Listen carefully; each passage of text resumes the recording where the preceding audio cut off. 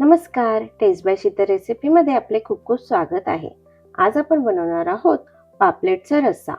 त्यासाठी लागणारे आपण साहित्य बघूया. पण त्याआधी आपल्या चॅनलला सबस्क्राईब नसेल केले तर प्लीज सबस्क्राईब करून घ्या.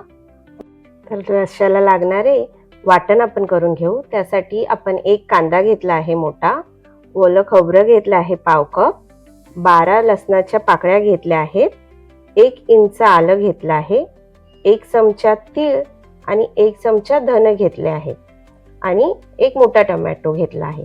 हे चांगलं आपण वाटून घेऊया मिक्सरमध्ये. आता आपण कढई ठेवली आहे गरम करायला. त्यात आपण 1.5 चमचा तेल घालून घेतले आहे.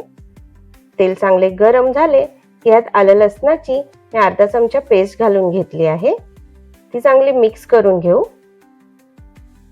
तेलात त्याचा कच्चेपणा उतरला की केलेले वाटण आपण ह्याच्यात घालून घेणार आहोत आणि हे चांगले परतून घेणार आहोत.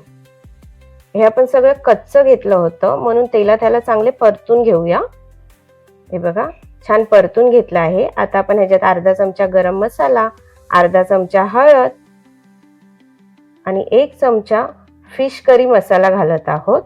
तुमच्याकडे तो नसला तर घरगुती लाल तिखट 1 चमचा आणि 1 चमचा गरम मसाला घाला. आता हे वाटण चांगलं आपण तेल सुटस्तोवर परतून घेणार आहोत. त्यासाठी आपण 2 चमचे पाणी घातलं आहे म्हणजे आपले सुके मसाले खाली चिटकणार नाहीत आणि चांगले परतले जातील. बघा छान असे परतले गेले आहेत. आता आपण याच्यात 1 कपभर गरम पाणी घालणार आहोत. तुम्हाला जसा रस्सा पातळ या घट्ट हवा त्याप्रमाणे पाण्याचा अंदाज तुम्ही कमी जास्त करू शकता. आता रश्याला उकळी यायला लागली आहे. आता आपण ह्याच्यात फिश घालून घेऊया. मी पापलेटचे 2 पीस आणि त्याची तोंड घातली आहेत. माफ करा, ह्याला हळद चटणी लावतानाचा व्हिडिओ जरा स्किप झाला आहे म्हणून मी दाखवू शकत नाही. आता आपण ह्याला झाकण ठेवून 7 ते 8 मिनिटं असंच उकळून शिजून देऊया.